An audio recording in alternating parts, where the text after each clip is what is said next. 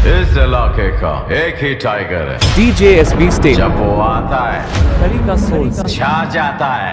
Welcome to খড়িকাশোল Pukurpara Makar Sankranti 2025। আমাকে বলছে যে এলে দেখে নেবো।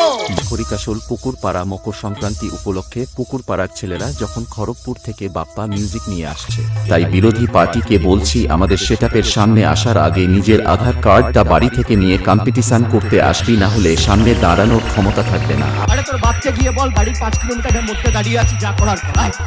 আয় DJ SB Status Karika Souls